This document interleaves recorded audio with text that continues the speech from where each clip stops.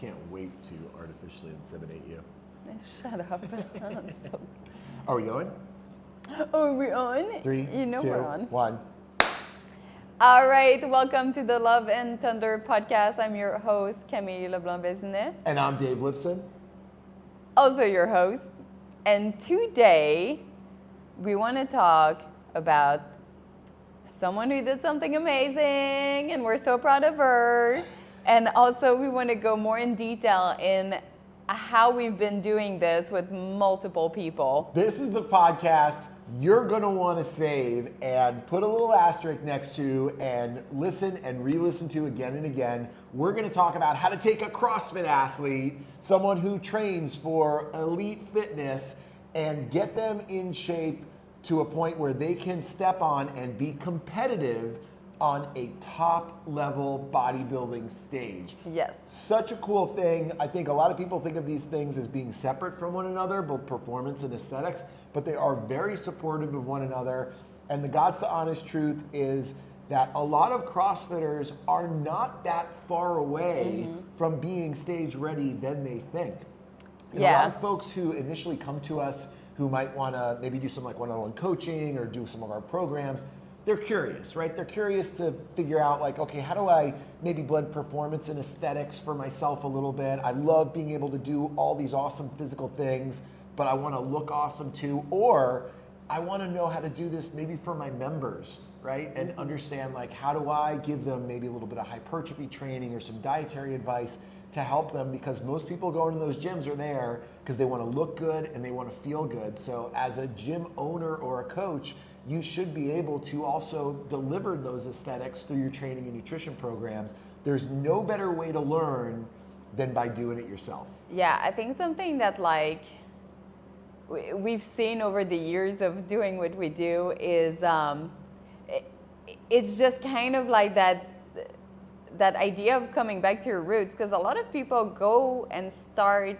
to be part of a CrossFit gym because they want to look good and they want to feel good. And then the ego and the competitive side. Well, then the CrossFit Open comes, and yes, they almost get indoctrinated into a whole new set of goals or values where, you know, there are no mirrors in this gym, and there's the whiteboard and the open, and we start really putting all the emphasis on performance. But that doesn't mean that you need to diminish aesthetics. Yeah, so going back to what I was saying, a lot of people, that's what they start with. And then they get pulled into the competitive side. And then they kind of go through this whole thing. And now literally, I would say most people we work with, either in a one-on-one basis or through a challenge, what they come back to is that I want to look good too. Yeah. Like I would really like to look good. And the nice thing, the best thing about CrossFitter is that they are intense and they're ready to suffer. So when it comes for us to work with those people, it is so nice and such a gift to us as trainer to have people that are willing to do the work and just need to be channeled in the right way. So earlier when you were saying how a lot of CrossFit are almost kind of there, they really just need to be given the right tools and direction into like getting to that stage ready, because they know how to suffer, they know how to train, they know how to move well. Now it just needs to be channeled in a whole new way. Yeah, absolutely. And I think like as a CrossFitter, the things that we are really attracted to is the community in CrossFit, you know, coming to the gym, training hard. For a lot of people, this was like a big light bulb moment where they're like, holy crap, I've been going to the gym for 10 years and I feel like I've never really trained before. And now just getting some exposure to these compound, high utility functional movements or learning how to work with intensity skyrockets their results. But what I don't think they realize is that a lot of these people are coming from what they think is bodybuilding. Yes. They're saying like, oh, I had a 24-hour gym membership and I would go and do, 3 sets of 10. But that's not really bodybuilding. It's certainly not doing bodybuilding as well as you can. And as a CrossFitter, you mentioned it, you have so many tremendous advantages to be able to do huge things when it comes to developing your aesthetics. Number one, you know how to move. Yes. You know how to do a back squat or a deadlift or a pull-up or a press. Like, you're doing these movements that have so much bang for your buck that the return is undeniable and unparalleled. The second thing you know how to do is work really hard. Yes. Like, you'll do pull-ups until your fucking Yes. hands bleed.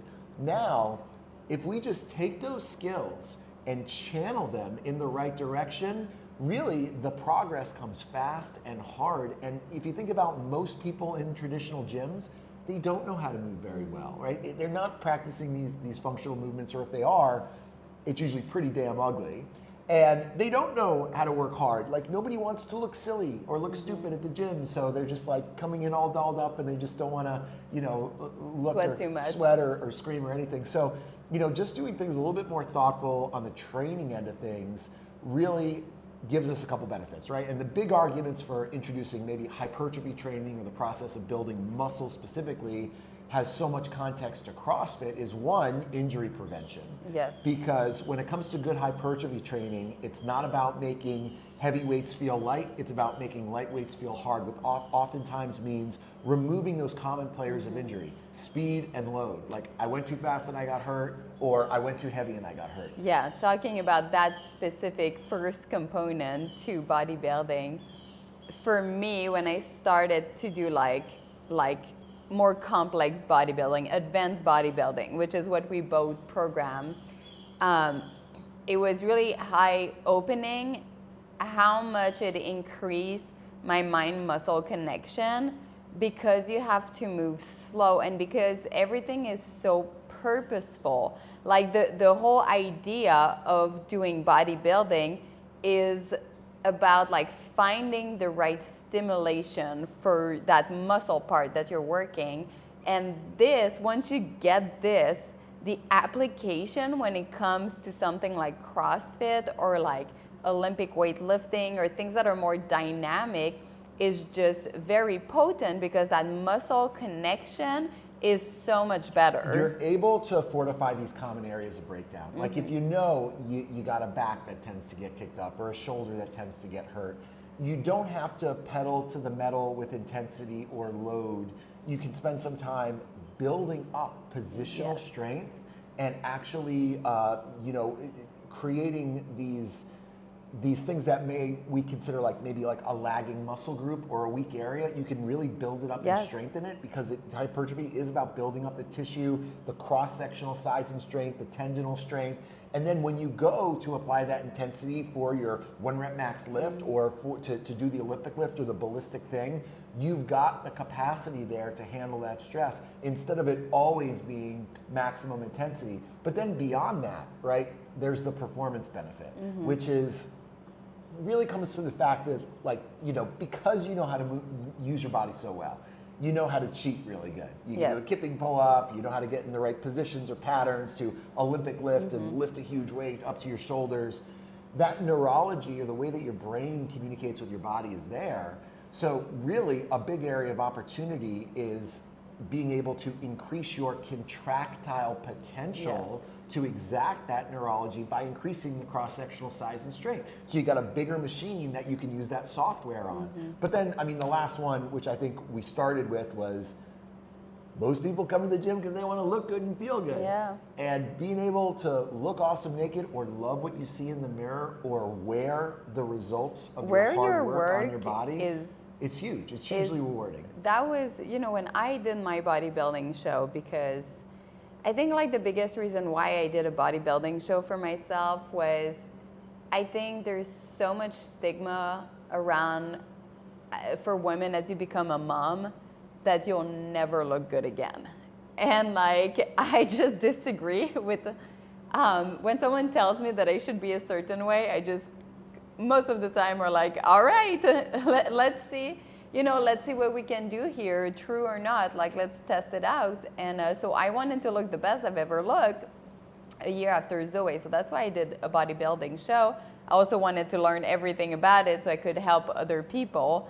And it was the first time in my life that I felt what it was to wear your work in this capacity. Because when I did CrossFit, especially at the level at which I did it, I completely had to shut down a part of that, like looking anyway in my brain, in order to be like performance focused. So for me, when I did CrossFit, it was like literally there's like this part of myself that I shut down, and it was like only focus is performance. It doesn't matter what I look like. It doesn't matter what I have to eat. Like, I'm here to just be the most performant, like physically I can be. Ended up ruining my hormones quite a bit. But doing the bodybuilding show was the first time that I would like be able to create curves on myself that I've never had before, like smaller waist, shoulder ratio, like just, you know, get that booty popping out. And it was honestly, when it comes to like building confidence, I felt that it helped me build confidence the same way that lifting load gave me confidence, like when I did CrossFit. Like lifting weight made me feel independent and strong, and I feel like being able now to train in a way that I can wear my work on me is giving me a whole new set of confidence that is very parallel to it. And I think there's always a point where, you know, as someone who loves chasing elite athletic performance, you know, when you're in your 20s and you can demolish yourself and still see progress and be getting somewhere, and you don't have these chronic nagging injuries, and you're still able to get the PRs, you know, when you push, that's awesome. But there is a point, usually in your early or maybe mid 30s, where all of a sudden you're like, oh, I'm not getting much stronger, and I kind of got this thing, and it almost takes the wind out of your sails, because all that excitement you got about progressing and chasing a goal, now you're kind of like moving in the opposite direction and just trying to hold on, and it can be very defeating. Yes. Just switching the perspective a little bit and be like, hey, we're still going to practice high intensity functional movements. Maybe the way that we're doing them is a little bit different, but now we're focusing on building up our bodies and improving our composition and our aesthetics and our physique. Now that reward is there, and oftentimes when the physique improves, the performance is improving too, because of that increased cross-sectional size and shape. We have people all the time that are getting new strength PRs doing hypertrophy training that are like, I was going in the opposite direction and now my shoulder doesn't hurt, and I PR'd my bench press. But I think that we are now starting to see across the board in the functional fitness and CrossFit space, the interjection of hypertrophy training. It's starting to seep in, right? Which is very exciting. With different online programs, with different gyms. There's like Mayhem Bodybuilding, and you know, people are saying like, oh, we do bodybuilding, we do hypertrophy training here. You got to be careful. Yeah, we've seen a lot of those programs, and they are not. Off the bat, I'm never going to talk shit about a program, but I'll tell you right now, just like doing a burpee and a thruster doesn't mean you're doing CrossFit. Yes. Right? There's a lot more to it than that. You're not doing it until you're actually doing it. It's the same with bodybuilding. You really do need to have that experience of not just reading it in a book, but living it and having the knowledge of taking athletes and getting them ready for stage, or getting yourself ready for stage, or just understanding all the components that go into hypertrophy to really do it right.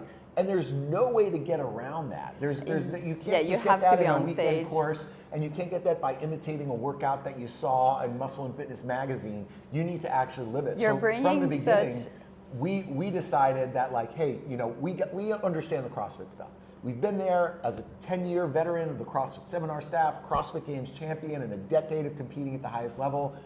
Not only do we know that and have that knowledge, we have the credibility. In bodybuilding, we were at the bottom of the totem pole, so we had to prove ourselves, and so we put ourselves in positions to be able to learn by doing. And from the best. From the very best. From the very best in the country. We went to the Armrest Pro Gym in Denver, Colorado. We mentored under some of the best bodybuilding coaches in the country. We did it ourselves. We started to understand all those components. Yeah, we would train with some of the best bodybuilders in the country, and then under the eyes of some of the best Then we go back to our garage gym and think about like, well, what does this stuff mean to the functional athlete? Now we have a lot of athletes and coaches that we're working with that are doing the same thing, that are like, hey, I'm a CrossFit coach or I'm an athlete, and I really want to know how to actually do this right. Yeah, I think one of like the big point about doing bodybuilding right is once you do it, you understand that bodybuilding isn't just like a workout. And that's the thing, is I feel like a lot of people who try to do bodybuilding at first, they think that if they do this like EMOM of like 1 minute, 15 bicep curl, minute 2, stiff leg deadlift, minute 3,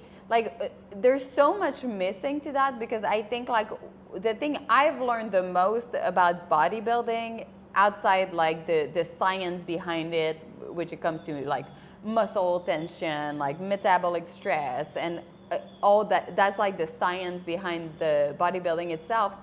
But if you are not pairing the nutrient timing with your training and also chasing those states in your body when you're training, you're like working such at a fraction of what you could be working at. And I think that is such a big thing that we do a lot with our athletes and clients.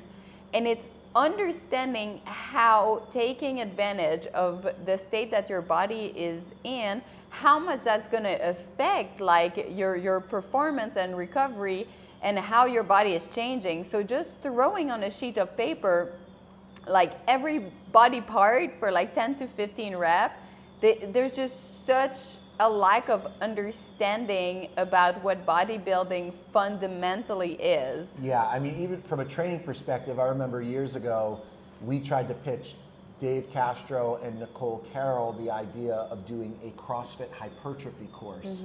And their reaction, which is honestly a lot of people's reaction because it's so misunderstood, is they were like, oh, you mean like bicep curls? They're like, we're not teaching bicep curl. No, there's the physiology, the methods, the mechanisms, the practical application, the science behind it, the physiology of how muscles grow. And what you'll realize when you get into this stuff, and the first conversation we have with athletes we work with is just understanding anabolic signals and catabolic signals in the body and the things that are associated with them. Because while the training is great, the training is the stimulus, what's gonna have it's gonna have a greater impact on which direction your body's moving, whether it's gaining muscle mass or losing body fat or recompositioning or just putting on fat, is going to be the nutrition and the lifestyle. And 5 key components that we talk about with people. There's the idea of the caloric balance, right? Yep. Are you in a caloric surplus? Are you in a deficit? Are you in maintenance calories? The nitrogen balance, right? How much protein you have. Do you have enough protein to support muscle protein synthesis? The targeted nutrient timing, meaning how frequently are you eating, and when you are eating, what do the macronutrients look like around your training? What do they look like when you're not training? And then finally the training components. What does the cardio volume look like? What does the hypertrophy training volume look like? What are the lagging body parts we're working on?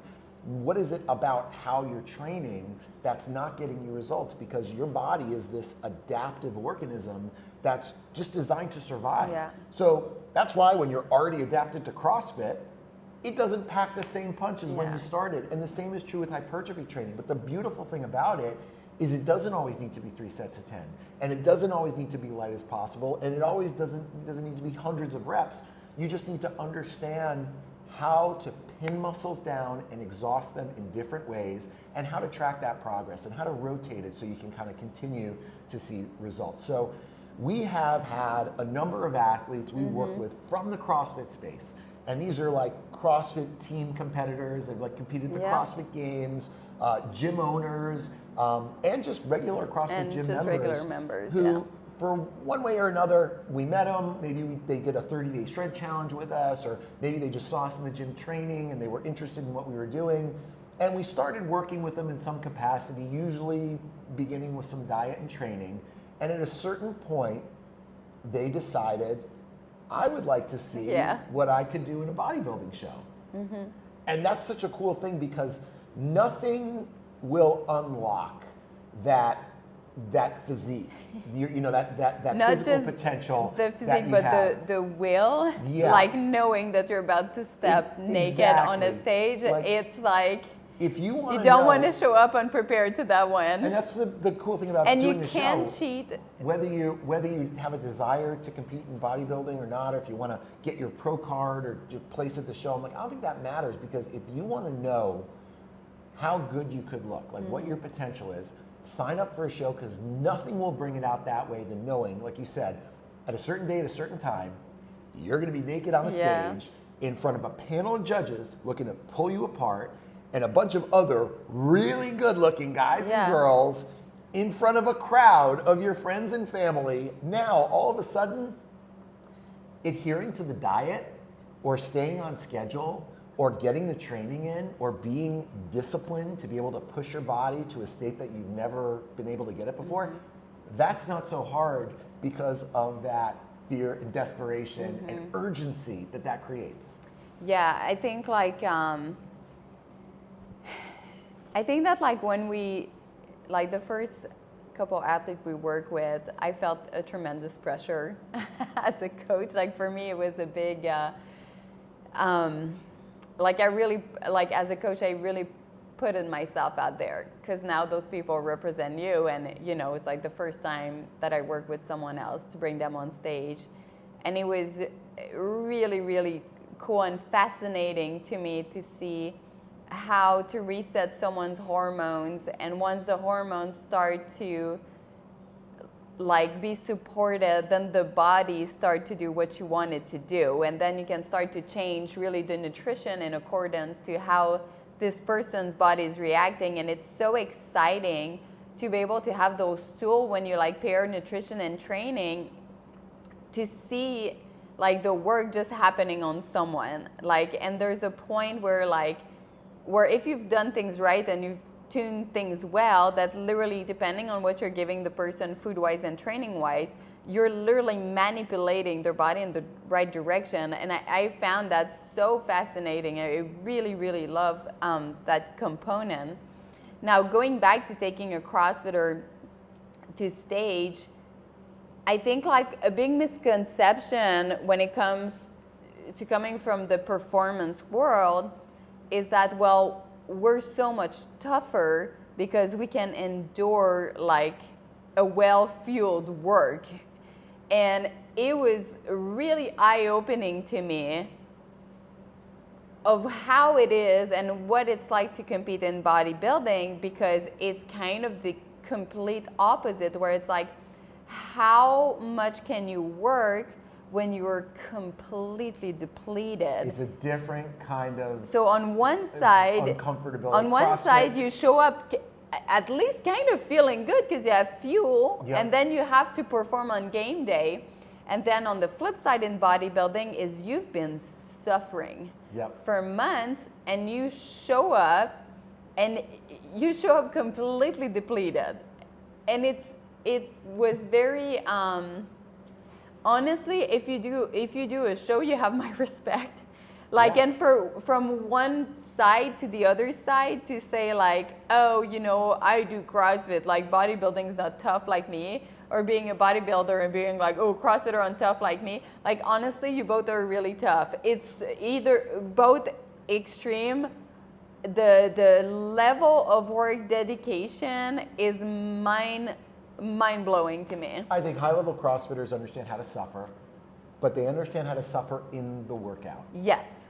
The thing about bodybuilding, especially during prep when you start getting to the end phases, is that the workout, honestly, is the best part of it. You're like, I feel great in the workout, I'm moving. It's when you're not in the workout and you're just sitting there being like, well, I'm really hungry and I'm really tired and I gotta do this cardio right now. That's the mindfuck. And I'll tell you, we've brought a lot of CrossFitters to stage for the first time. None of them have started working with us with the intent of doing a show. Yes. They started working with us and they saw how their body was adapting. And they were thinking, damn, I'm getting some big results here. Let me see how far I can take this. It was always kind of a discussion of like, literally everyone we work with, it would be like, okay, at first they don't really want to say that they want their body to look better. So we help them get towards their goal, and we're like, we're gonna make them look better at the same time. Exactly. And then sometimes they're even apprehensive. and then they're like, so talk to me about a show. But you know, when we They're like, I was have looking at this show in 8 weeks. They're like, yeah, sign up for it. Let's go. when we have our initial calls, I ask people, I'm like, tell me everything you'd want to get out of this. Like kitchen sink me. And they'll say, oh, I want to have better energy and I want to be consistent with the training and nutrition plan. And I'd like to get a little bit stronger and I'd like to get performance in the workouts. And yeah, I think I'd like to lose some body fat and build some muscle. And I'll let them say everything. And then I'll say, okay, now if you had to distill all of those goals down to your one primary goal, and I recommend you pick the area that you have the most room to improve in, what would that be? Almost always, it's recomposition. Yes. It's like, yes, I would like to get rid of the fluff. I would like to look more muscular. And if those other things can happen, great, but mostly that. To me, I'm like, Yes. perfect. I know exactly how to do that. It's always look good, feel good. Like they'll tell you all the things they want, and they're like, but truly, I would really like to look the way I would like to look, you know? So I want to talk about someone who just recently competed, our friend Abby Strecker. So she's the owner of CrossFit Pursuit CrossFit with Pursuit her in Orlando. boyfriend. She's a gym owner along with her boyfriend. They have an awesome OG CrossFit community there. She originally contacted me because she was interested in nutrition coaching. And she said, you know what, like I do CrossFit, I'd like to kind of keep doing the functional training, but I definitely want to see, like I want to bring out more aesthetics. I want to look the part a little bit more, just so when people come into my gym and they're trying, you know, they're there because they want to look good, they have someone they can emulate And or a someone resource. to look to. Yeah, Yes. like you, as a trainer, like, yeah, you got to walk the walk and you do have to look the part. You need to be good at your job, but aesthetics are important because, you know, I'm not going to go to an accountant who's dirt poor. I'm not going to go to a lawyer who loses most of his cases. I want to go to them, you know. Yes. So anyways, we started with that. And immediately, Abby responded really well. Let me tell you the 5 really important things we did with her. We had already mentioned them. We put her in a slight caloric deficit, not too much, but just a little bit to get her weight moving down. We gave her the positive nitrogen balance so she was eating more protein than she had ever eaten before. We were spending some of the day in a carbohydrate restricted state, but around her training, we were giving her carbs so she could really perform. And then we started introducing daily morning fasted cardio and the hypertrophy training volume for muscle anarchy. Those 5 things initially really got her moving to the point where she didn't have any interest in And doing that's the kind show. of her blue map. She's 5'3". She started at 147 pounds. And after about the first month, she's like, damn, like I'm starting to look better than I've ever looked before. I'm curious. How would one do a bodybuilding show? What would that take? And I said, I'll tell you, it wouldn't take that much at all. You're about 8.5 weeks away. Yeah. We would have to continue to cut, you know, at your height. We would match them up with a division. So, you know, for most of our athletes, a lot of the ladies have an easy entry point in bikini because you don't have to have an exceptional amount of muscle. It takes a lot of time to build muscle. There are You some can CrossFit get lean. girls, competitive CrossFit girls, that could probably enter in figure. Well, right? that was what we were debating for me, which one I should do. Depending on how much muscle. Yeah. But I would say for a majority of CrossFitters, bikini is an easy entry point. Yeah. Likewise for men, okay? Men's physique, that's the one where you Yes. wear board shorts and just grade it on your upper body. These are kind of like muscular beach body guys. That could match up Because well. most CrossFitter have good musculature. You could take most competitive male CrossFitters and have them stage ready in 12 weeks. And they wouldn't have to build that much more muscle. I agree. Once you get into men's classic physique or men's bodybuilding, that's going to take probably a good year to put on the muscle and size to actually be competitive there. So Abby wanted to go for bikini. So let's talk about, I want to go back a little bit more in detail in those 5 points that you just brought up, because that really is kind of like, quite a potent roadmap that we're both using. Yep. And they have very specific purpose, and we always use it like that's as not like just exclusive. It's not just exclusive to aesthetics. No, but we use that it kind of all the metabolic time. Reset, we'll use that for people that have health issues, that have insulin sensitivity issues, or are obese and need to lower their BMI. Or that need to change how they eat because they're getting older and their hormones aren't responding the same. And that's like, I think that's when I talk about like being able, like we're both, what we do with our clients and athletes is that we change their body chemistry so we can start to have it, to use it, to push them in the right direction. But prior to that, it's like we have to do this reset. And like, that's kind of sometimes the hardest part is that 1, 2 weeks, 3 weeks, max 4 weeks. It'll take up to 4 weeks sometimes before that reset happens. But once the reset happens, then it's like, it's freaking magic. Here's a really interesting thing too. I will have a lot of guys that want to work with me and they're specifically interested in gaining muscle mass. They're like, I want more muscle, I want to be bigger and stronger.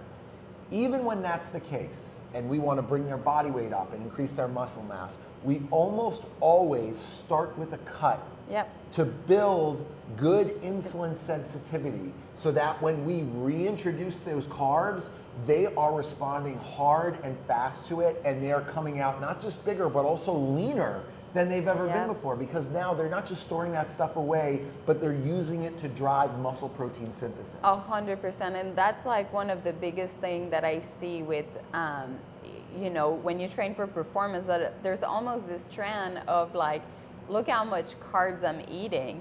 And it's like, well, if you're eating all those carbs and there's no purpose and you're not timing it around your training, you're most likely just doing, you know, some damage that you're gonna pay for when you're much older, and because your insulin sensitivity is not there. It's not sustainable. And it's not giving you it's not sustainable. So, and it's not giving you that anabolic response that you're looking for around your training. As a context. So like you're just inflammation in your body from eating too much carb, and then inflammation from training. You're There's losing no that reset. sensitivity. You know, anytime you're pushing the body in one direction or another, you got about 12 to 16 weeks before your body's adapted to it and it's no longer doing you good. You can't cut someone down aggressively for more than 3 months before their body literally starts to shut down and the metabolism is shut down and the thyroid's getting stressed. You can't push that where you're restricting the carbs and restricting the calories and still get that response. The same way you can't continue to push calories and push carbs before you're just losing insulin sensitivity and putting on shitty weight and walking around in flames. The point is to get yourself into a position to leverage those responses, knowing that that's a finite window and you can't indefinitely live there. You need to stress your body, get the adaptation, and then let it adjust and come back to maintenance before you can go in one direction or the other. So like with Abby, for instance, top to bottom, it was about 3 months and change that we worked together. When she started, she was 147. She was able to get under 120 pounds on stage. Now, since she got on stage, she did her show, we're bringing her calories back up. We're reintroducing carbs, but the crazy thing is, even as we reverse diet, she's still getting leaner and leaner and looking better and better, because we're just throwing coals on the fire, because we did deplete her down so much that now reintroducing food revs up her metabolism and actually creates a thermic effect in the body where she can continue. It's not like she's gonna go from, and she ended at about 1,100 calories, bringing her back up to 1,300 calories. She's still in a caloric deficit. Yeah, she's not eating more that would actually increase her mass, but she is able to stimulate her metabolism. And because she's also still going with the nutrient timing, where like she's going to restrict the carbs still around the weightlifting, her body now has more fuel. She has that thermogenic effect, and her body, because she went so lean, is prime. It like wants, you know, it wants things. So as you're like doing good training with good food around the training, now she's going to put on muscle really easily and just increase that quality of her physique, which is just, it's just so fun to work with. Going back to kind of those extreme, right? I feel like people think, because I thought that when I went from performance to like eating more on purpose with purpose for health and life and aesthetic, it was almost like if I don't eat before I either do my cardio or train, like I'm gonna die. You're gonna like yes, it was like this thing of like I was so scared to not have enough fuel, because I think for 10 years I was so scared to not have enough fuel because I was always on the performance side. It's just very funny to see, to me, how much more common than we think it is. People are so primed and like brainwashed that they absolutely need a banana before they go for a jog in the morning. Or they absolutely need some sort of carbs like around no matter what they do. Like as soon as it's like activity, like physical activity, they think I must eat my oatmeal, orange juice, whatever it is. And it was very eye-opening to me to do a whole bodybuilding thing and just learn so much more about the chemistry in the body that you're okay. You have a lot of stored fuel already. I think in CrossFit sometimes you get into conversations about what people call mental toughness, right? And they think, well, I do these really hard workouts, so I'm developing mental toughness. Mental toughness is not doing hard things that you're comfortable with. Right? So like exactly you're comfortable doing CrossFit. In fact, what might be uncomfortable could be not doing CrossFit. Go for a 5K on the weekend. Yeah, they confuse those things. And it's the same thing, like I'll see it where people are all on board to push themselves super hard in their training. But the second their diet becomes just a little bit challenging, their arms go up in the air and they're like, I'm hungry. I'm like, take the coffee away, take the chocolate away. They're like, no. And the same way training needs to be uncomfortable. You got to push yourself to do something you're not adapted to get results in training. It's the same with diet, whether that be gaining weight or losing weight or cutting or gaining. Like you need to get a little uncomfortable to get the stress response. And then that uncomfortability should be something that is progressive. Yes. Right? The same way you put more weight on the bar, you start, and we love to just meet athletes where they're at in an initial prescription with just the right level of stress, get them moving, and now once that has run its course and they're plateaued, now let's make it a little harder.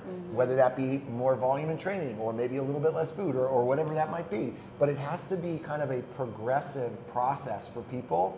And what I love the most about like working with athletes for that 3-month period is like you start working with them, it's hard for them, naturally it's going to be, and then you're able to unlock something in them that they didn't think they could do. They didn't think they could look that good. They didn't think they could push that hard. They didn't think they could live that discipline where we draw them out a daily schedule with their supplements and their nutrient timing and their training. And they are able to taste extreme discipline. And then once they've done that for 3 months, you could say, hey, let's pull back to 80% of that. Let's say, you know what? Let's bring the calories back up a little bit to maintenance. They're gonna be like, this is a lot of food. Let's give yourself a little wiggle room. But maybe you take some of those skills you've learned with understanding quality and quantity and maybe leveraging some of the frameworks of doing the fasted cardio every day and putting the calories around the lifting, and now you can live comfortably there and just maintain that for as long as you want. But you have to understand, I think, at that extreme level, what does 100% look like before we pull it down to 80%? Yeah, I love it.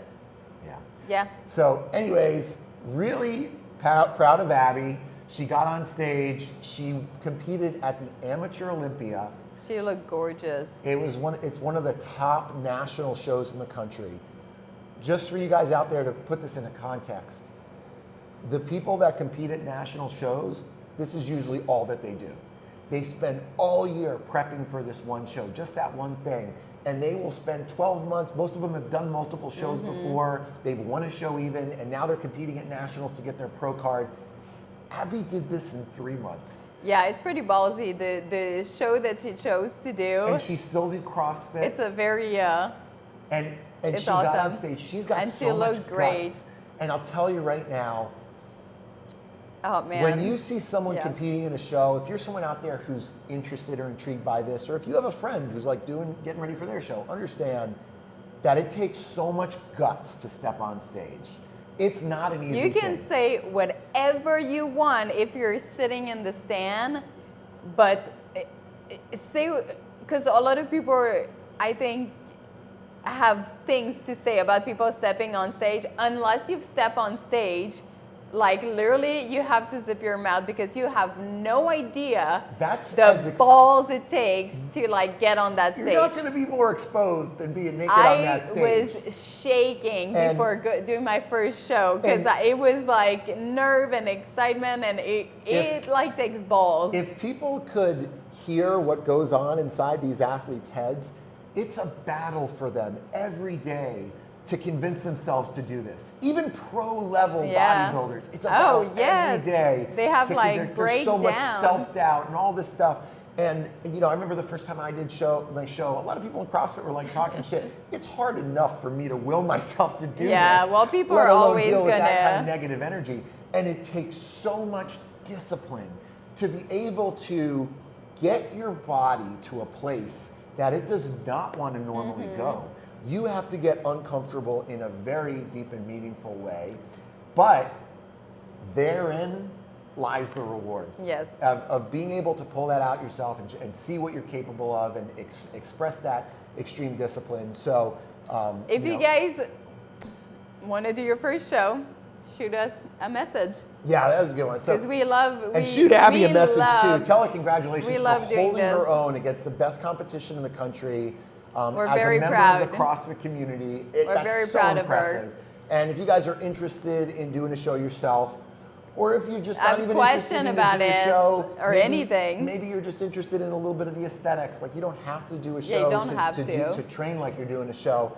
But if you are, go on thunderbro.com, check out ferocefitness.com, ferocefitness.com, and book a private call. And we'll do with you what we do with all of our athletes, where we sit down for an hour, discover as much as we can about you and where you want to go, and then map you out the blueprint and the plan to start getting you there. We usually include a month of coaching with it, where you check in every week for a month, and then we update that stuff. And it's a really fun and rewarding process.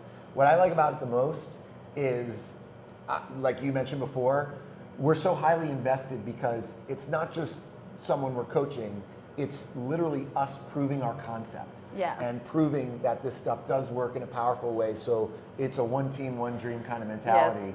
You'll work hard, there'll be mutual accountability, and we'll get you to where you want to go. We don't half-ass with our clients. Honestly, we lose sleep over them to make sure we give them all we got.